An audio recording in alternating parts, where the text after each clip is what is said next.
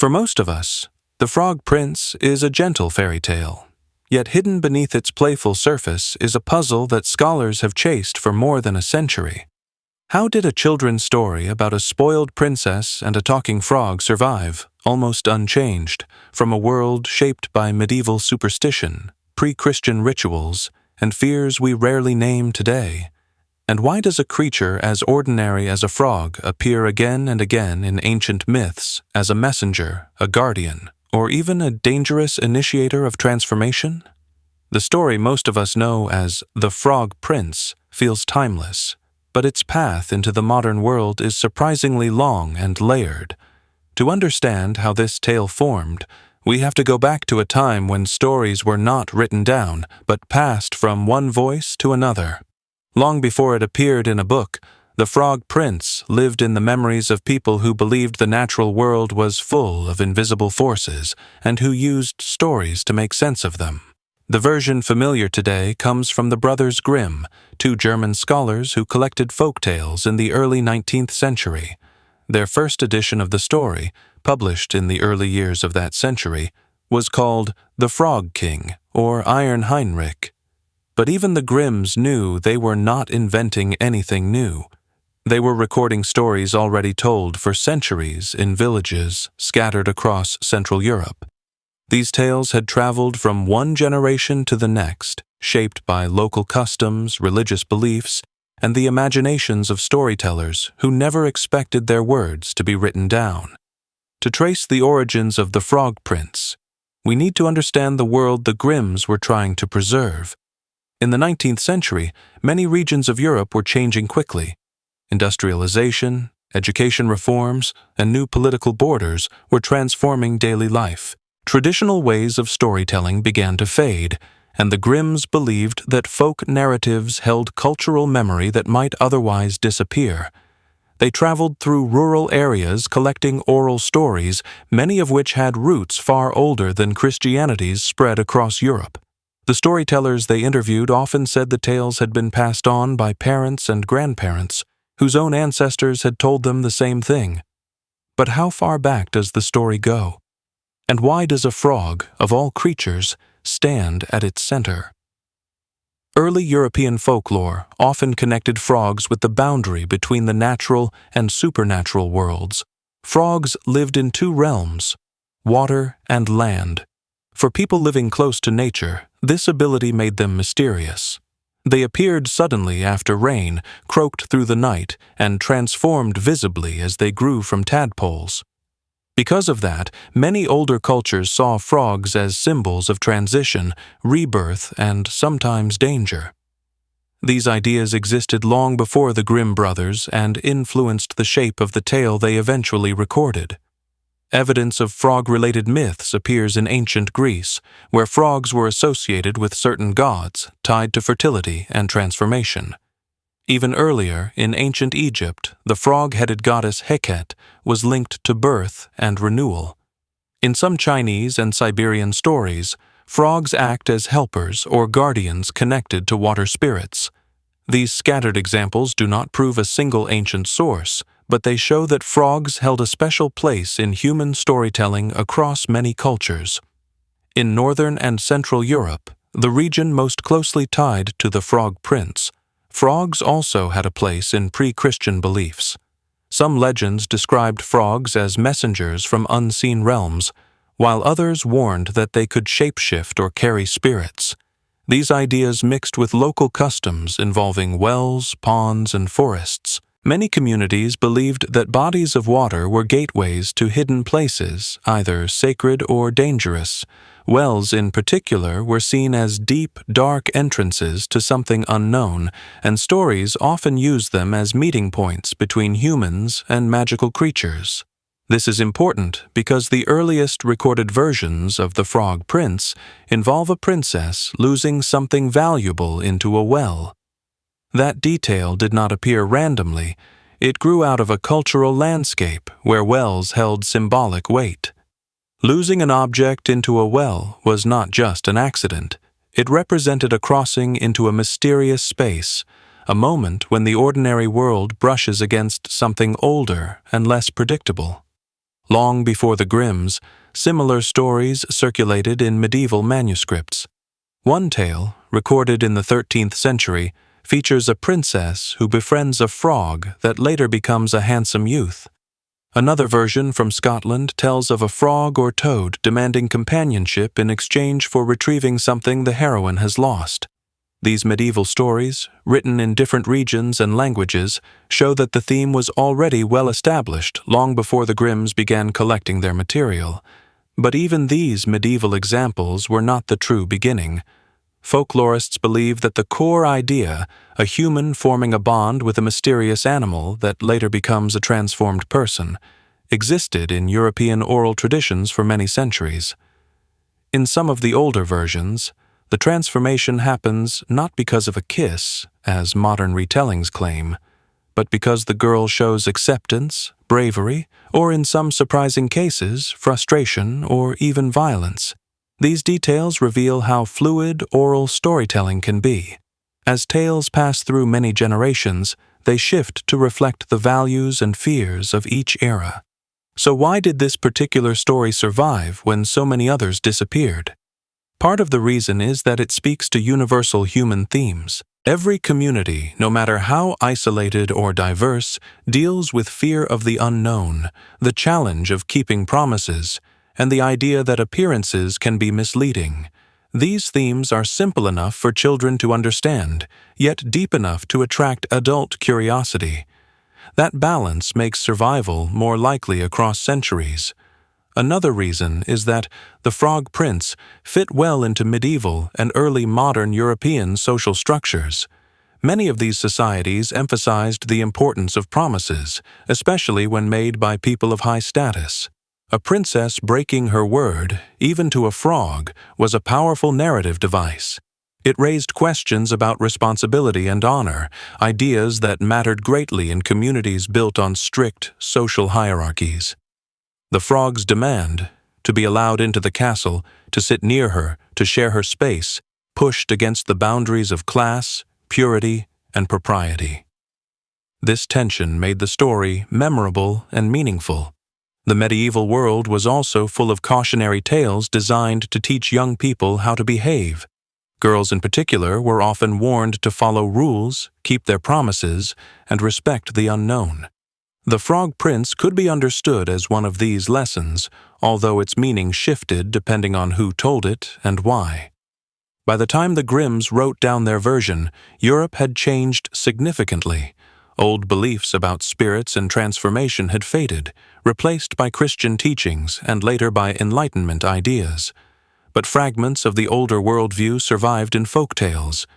In The Frog King, or Iron Heinrich, we still see the well, the promise, the transformation, and even a mysterious figure named Heinrich, who serves the prince with a loyalty so intense that he binds his heart with iron bands to keep it from breaking.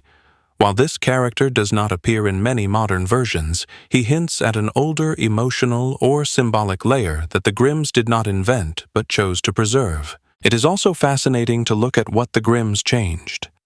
In their earliest edition, the princess does not kiss the frog. Instead, she throws him against a wall in frustration. Only then does he transform into a prince. This detail shocked later audiences, so the Grimms softened it in later editions, eventually shaping the tale into something more aligned with 19th century ideas about gentleness and morality. But that earlier moment offers an important clue. It suggests that medieval audiences understood transformation not through affection alone, but through a sudden, powerful rupture, a break in expectations that forces growth or revelation. Looking even further back, some scholars suggest that older versions of the tale may have been connected to initiation rituals. In some early societies, young people went through symbolic journeys that involved confronting frightening or mysterious creatures, often associated with water or wilderness. These rituals marked a transition from childhood to adulthood, a story where a young woman faces a strange creature who demands closeness and trust could echo these older practices, preserved in a softer form after the rituals themselves disappeared. As the story moved into written form and spread across different parts of Europe, The core conflict began to sharpen into something more focused and dramatic. Earlier oral versions varied widely, but once the tale entered manuscripts and later printed collections, the pattern that most of us recognize today became clearer. A young woman meets a strange creature, makes a promise to it under pressure, and then tries to escape that promise until the creature forces her to honor it. This moment of tension, a broken vow and an unexpected demand, is what drives the tale into its central conflict. In many early versions, the story begins with the princess losing something precious. The object itself changes depending on the culture. In the Grimm version, it is a golden ball, but in some French and Scandinavian tellings, it is a ring, a crown jewel, or even a simple toy. What matters is not the item, but the dynamic. The princess wants something back that has fallen into a place she cannot reach. The creature living in that dark space offers help, but at a price. This sets up the first major development in the story, the negotiation between a human trapped by circumstance and a being who seems harmless but holds a kind of power. The conflict escalates when the princess makes a promise she never intends to keep. This lie is the turning point. She agrees that the frog may come live with her, eat from her plate, and sleep near her bed. But once she has her lost item back, she runs away, hoping the frog will stay behind in the shadows where he belongs. The story gains momentum the moment the frog knocks on the castle door. In many versions, the shock of hearing his voice in a human space signals that the boundaries between worlds have started to break. The princess cannot simply ignore what she has agreed to. Her attempt to maintain control fails, and the frog begins to push closer. The king or the father figure becomes important here. In many printed versions, he is the one who insists that the princess keep her promise. He represents law, order, and accountability. His intervention shows the shift from private fear to public obligation. A frightened girl might reject a strange animal, but a member of the royal family cannot openly break an agreement, even to a creature she finds disgusting. This forces the princess to allow the frog inside the castle. She must sit with him at her table, endure his presence, and eventually bring him to her chamber. Each step builds pressure, closing the space between the princess and the frog until there is no room left for escape. Different cultures emphasize different aspects of this conflict. In some versions from Italy and Denmark, the frog is more demanding, even aggressive. In others from France and England, he is calm and patient, simply expecting the princess to keep her word. These variations show how the story adapted to local values. A more forceful frog may reflect a culture where transformation comes only after intense confrontation. A gentler frog may point to a society that stresses patience or trust as the path to resolution. Yet in all versions, the core tension remains the same. The princess must face the creature she has tried to avoid, and the frog refuses to go away. The climax of the tale differs too, and these differences mark one of the most important developments in the story's evolution. The modern idea of a princess gently kissing a frog is actually a late addition that became popular only in the 20th century. In earlier European tellings, the transformation is usually triggered by something far more abrupt. In the Grimm brothers' first edition from the early 1800s, the princess throws the frog against the wall in anger. This moment of frustration is not a small detail. It reveals how older audiences understood sudden change. In their world, transformation could be violent, shocking, or forced. A dramatic break was sometimes seen as necessary to reveal a truth hidden beneath the surface.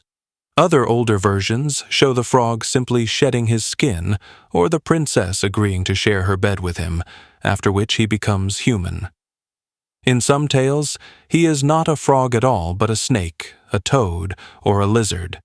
These creatures were often seen as symbols of the wild or the unknown, and their transformation signaled a crossing of boundaries that once seemed impossible.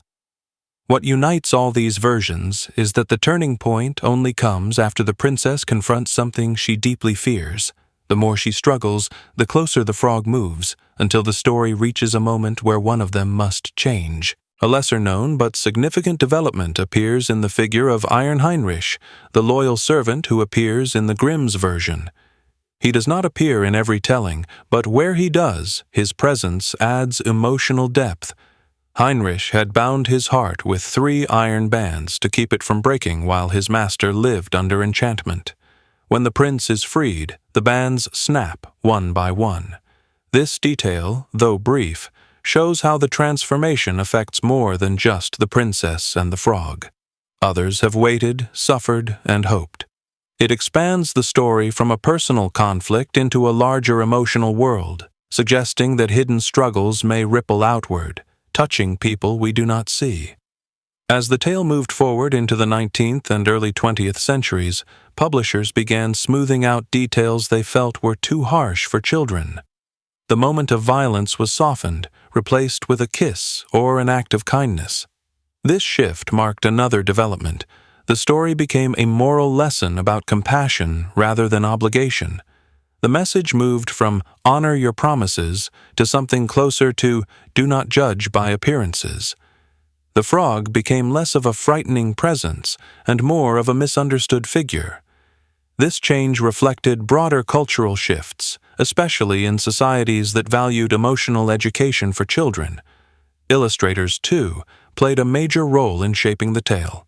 In the late 19th and early 20th centuries, artists in Britain, Germany, and America created images of the frog as cute, round, and harmless. Earlier versions had often shown him as slimy, unsettling, or even slightly sinister. These brighter illustrations transformed how audiences viewed the creature. They softened the conflict's emotional edge, making the story feel more like a gentle fantasy than a psychological challenge. As the frog became visually friendly, the princess's fear seemed less justified. This change pushed new audiences to focus on kindness, empathy, and openness. By the middle of the 20th century, especially after adaptations by major studios, the story's conflict was reshaped once again. The emphasis shifted toward romance. The frog was no longer a frightening creature from a deep well. He became a charming figure cursed by magic, waiting for a kiss to break the spell. This version created a completely different dynamic. Instead of the princess learning responsibility or courage, she became a participant in a fairy tale love story.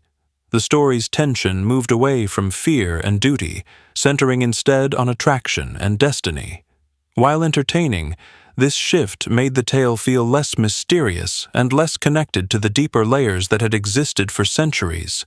Despite all these changes, the core remains. A character must interact with a creature that challenges her assumptions. The frog forces her to confront discomfort, honor promises, or reassess her understanding of the world. And while modern versions often present the frog sympathetically, older versions show a much more complicated struggle. For historical audiences, the frog represented something strange and unpredictable, something that demanded recognition whether the princess felt ready or not. This ongoing evolution shows how the main conflict reflects cultural values. In medieval societies, the struggle centered on duty and fear of the unknown. In 19th century Europe, it highlighted social expectations and moral responsibility. In modern retellings, it has become a story about empathy and transformation through emotional connection. Each shift reveals how people adapt old stories to fit their own hopes and anxieties. As the tale moved from scattered oral traditions into more structured written accounts, its central conflict began to crystallize into something sharper and more recognizable. Earlier storytellers had passed the narrative freely from one generation to the next, allowing each retelling to shift tone and meaning. But once scribes, collectors, and authors began setting versions on the page, the story entered a new stage of development. This change not only preserved certain details, but also amplified the tension at the heart of the narrative. The world was transforming, and the story transformed with it. The most significant development was the tightening of the core dilemma. A character makes a promise to a mysterious creature, breaks that promise, and must face the consequences. This structure may appear simple, yet it carries enormous symbolic weight. In the shift from oral tales to written literature, the conflict became less about wandering spirits or unknown beings, and more about the human struggle to honor commitments when circumstances become uncomfortable. The frog no longer existed only as a supernatural figure lurking near water. He became a force that challenged moral behavior, social expectations, and personal courage. Across Europe, manuscript versions of the tale started surfacing between the late medieval and early modern periods. These manuscripts did not merely record events, they captured the rising tension between individual desire and social obligation. In many of them, the princess is not simply a frightened child, but someone whose choices carry consequences for her status and family reputation. This evolution shows how the story began, reflecting a world where royal households played strategic political roles. A broken promise, even to a creature from a well, hinted at deeper anxieties surrounding responsibility and honor. One of the clearest shifts happened in the relationship between the princess and her father. Earlier oral versions did not always include a strong parental figure, but manuscript writers increasingly added a king who forces the princess to keep her word. This addition magnified the conflict. It placed the young woman between her own fears and the demands of authority. Her father's insistence was more than a parent enforcing manners. It represented the weight of tradition, law, and hierarchy. Under this pressure, the frog's request became not just a personal annoyance, but a public test of character. Another important development occurred as the story traveled across borders. In German regions, the frog tended to be stern and direct. In French tellings, he was patient and persuasive. In Scandinavian stories, he was strangely persistent. Each cultural context added or removed elements to make the conflict resonate with local audiences. Yet these differences did not weaken the tale. Instead, they created a network of interconnected versions, each highlighting a different emotional or moral struggle. The story became a mirror, showing each society its own fears and values. As printing technology spread in the 1500s and 1600s, stories that had once been limited to small circles began reaching broader audiences. Chapbooks, cheap portable booklets sold in markets, played a major role in this expansion. They brought fairy tales, legends, and folk stories into the hands of common families. In this environment, the Frog Prince grew into a recognizable narrative with a stable conflict. The idea of the frog coming to the castle, knocking on the door, and confronting the princess became a consistent part of the tale in many countries. The moment of unexpected arrival became one of the story's most powerful turning points. This intrusion, the creature crossing into the human world, marked a major shift in the story's structure. It was no longer simply about retrieving a lost object or making an impulsive promise. It became a story about boundaries. The boundary between human and animal. The boundary between inside and outside. The boundary between accepted behavior and uncomfortable truth. Each step the frog took toward the princess's inner spaces intensified the tension. When he sat beside her, ate from her plate, or asked to sleep near her, the narrative forced the audience to confront questions about trust, revulsion, and responsibility. It is important to recognize how much of this conflict is psychological rather than physical. By the time the story appeared in more refined literary collections, the frog himself changed very little in behavior. What changed was the princess's reaction. Earlier tellings often portrayed her as angry or frightened from the start, but later versions explored her emotional progression more slowly. Some describe her initial disgust, then her embarrassment when the frog insists on the promise, and finally her mingled frustration and confusion when everyone else treats the frog with respect. This emotional layering made the conflict more relatable, especially as stories increasingly shifted toward family-friendly audiences. A major development came with the rise of collectors who viewed folktales as cultural artifacts rather than mere entertainment. Scholars in the 17th and 18th centuries began searching for stories that reflected national identity. They viewed tales as windows into the collective past. As a result, They started documenting versions that were once at risk of disappearing. This archival mindset allowed the story to settle into a more defined shape. The conflict, a broken promise, and a forced reconciliation became the heart of the tale because collectors saw it as a clear example of traditional moral teaching. The moment of transformation, however, remained inconsistent across regions, and this inconsistency became one of the most fascinating shifts in the story's development. In some versions, the frog transforms when he is accepted.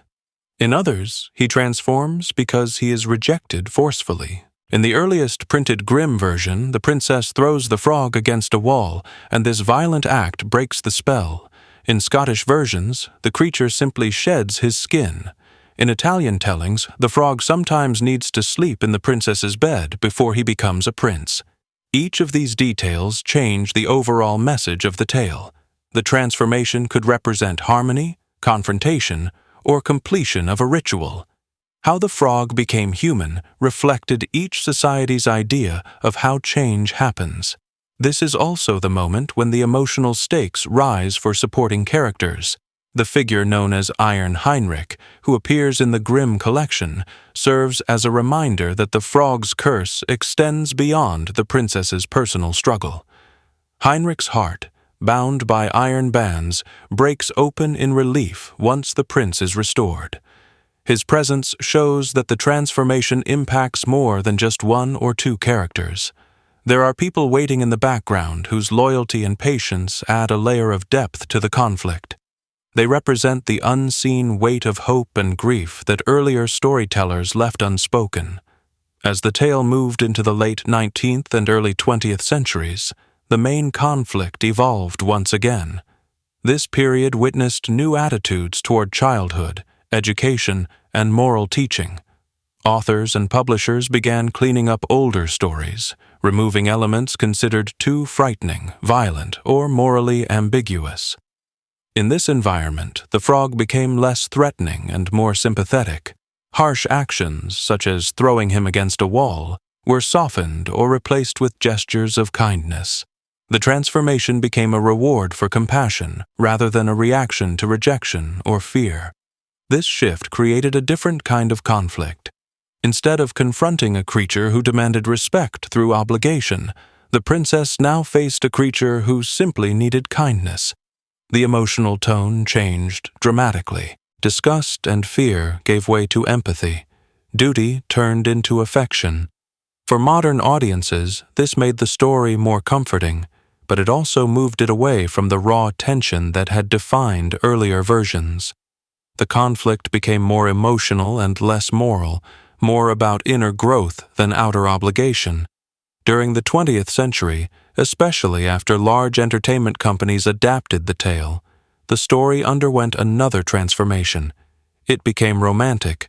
What was once a test of courage and integrity became a prelude to love.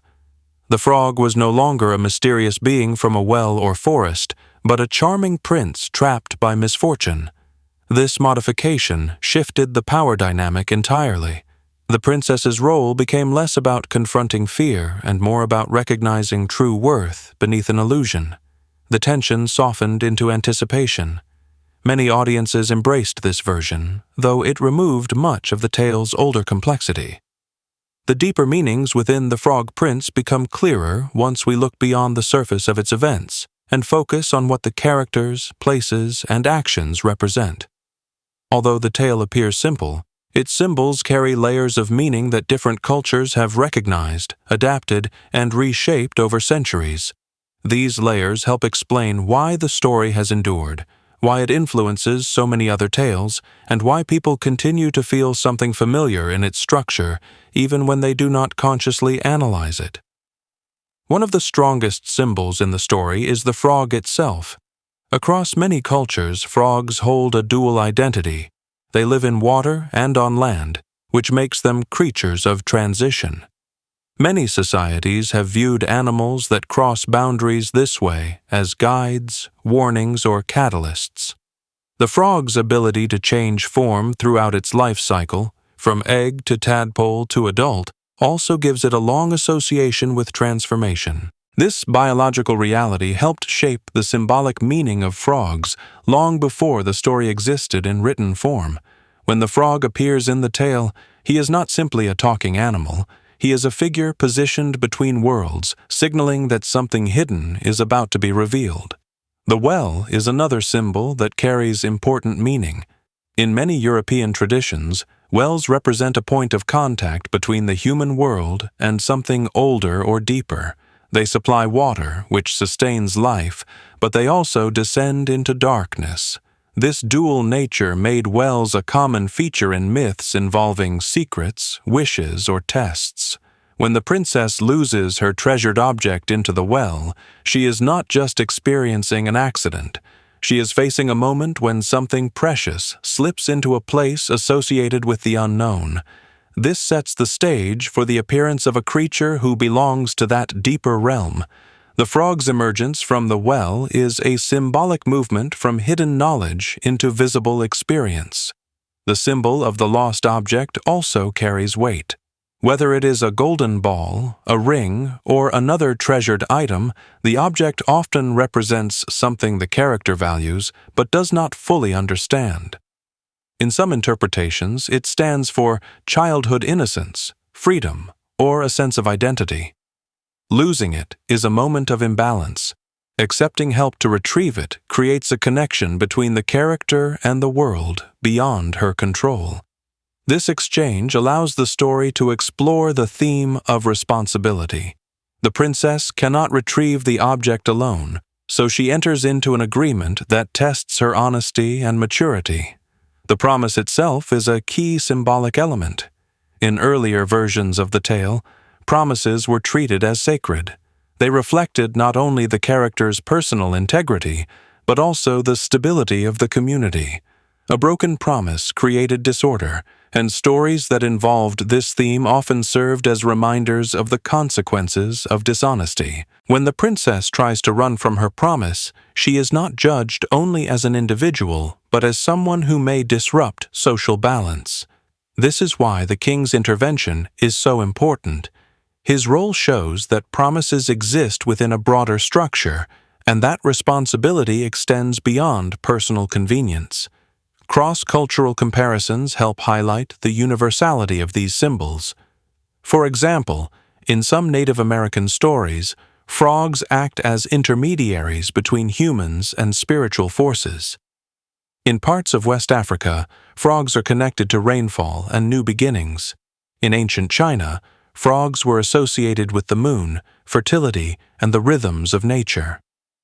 These examples do not mean that all frog myths share the same origin. Rather, they show that humanity often assigns similar meanings to natural creatures based on shared observations and experiences. The frog, with its transformations and its presence in wetlands, naturally becomes a symbol of change. Likewise, stories involving lost objects that fall into wells or bodies of water appear in many cultures. Greek myths include similar scenes where items drop into sacred springs and are retrieved by supernatural beings. In some Celtic stories, lakes and wells serve as gateways to other worlds.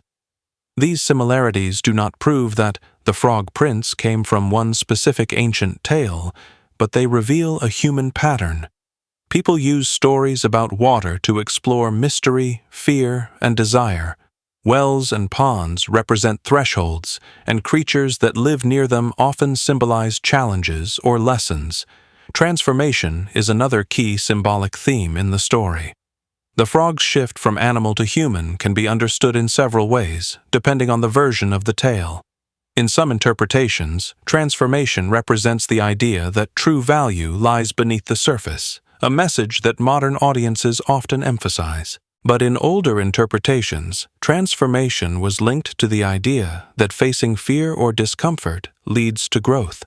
The frog becomes human only after the princess confronts her own feelings, whether those feelings are disgust, fear, or frustration. This suggests that transformation requires emotional action, not passive waiting. The moment of transformation also shows how the tale has been shaped by different cultural expectations over time. In the earliest versions, harsh actions like throwing the frog against a wall suggested that sudden, forceful events could trigger change. These interpretations aligned with older worldviews, where transformation often came through shock or confrontation. In later, gentler versions, kindness and acceptance trigger the transformation. This shift reflects broader changes in how societies view emotional growth. The transformation becomes less about force and more about empathy. One important symbolic detail that often goes unnoticed is the presence of Iron Heinrich in the Grimm version. His character illustrates a broader emotional impact. While the princess and the frog experience the conflict directly, Heinrich carries the weight of fear and loyalty in the background. His heart bound with iron bands represents emotional suffering held inside. When the transformation happens, the snapping of those bands symbolizes release, not only for the prince but for everyone affected. This detail reinforces the idea that hidden struggles often extend beyond the main characters. The emotional world of the story is larger than it appears. The long-term cultural impact of The Frog Prince can be seen in how many other stories and artworks draw from its themes. Stories about transformation through contact with the unknown appear across literature, film, and theater.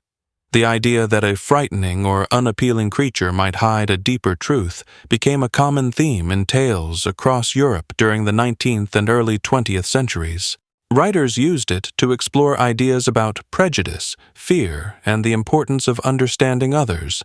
Even stories that do not refer directly to the Frog Prince often echo its structure. The tale also influenced psychological interpretations in the 20th century.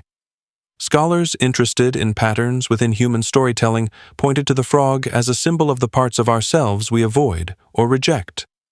The well represented the subconscious mind, a place where fears, desires, and forgotten memories live.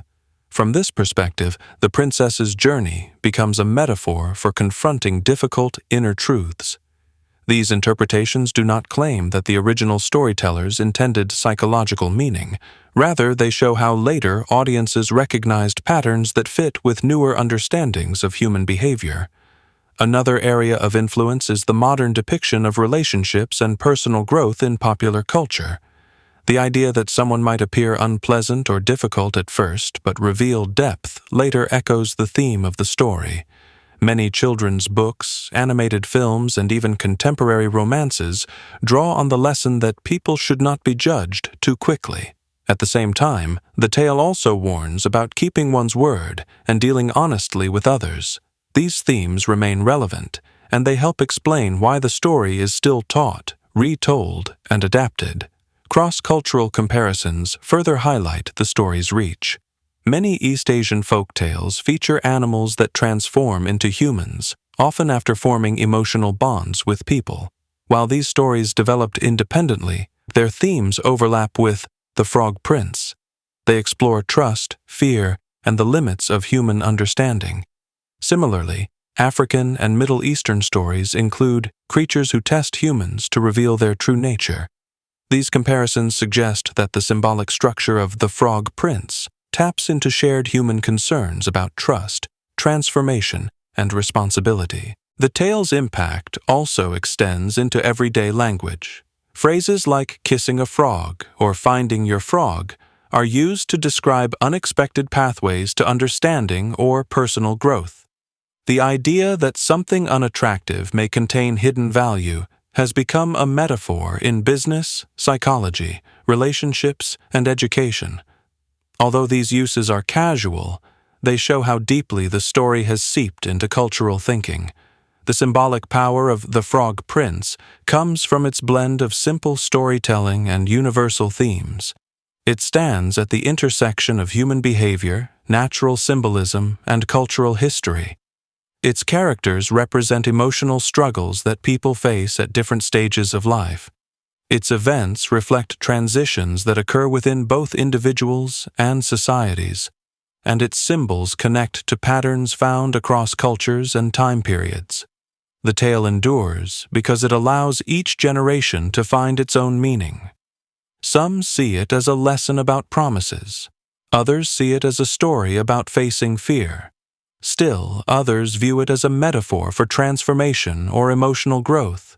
These meanings do not cancel each other out. They coexist, offering different angles depending on who is listening.